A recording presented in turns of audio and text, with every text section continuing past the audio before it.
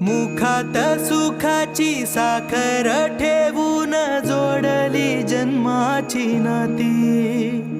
रामाच्या रूपात जपला माणूस मारुती रायाची छाती।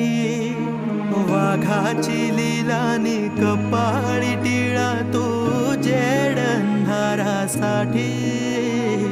भनक भीतीची नवती भवती आभाळ रे माझ्या पाठी। देऊन किनारा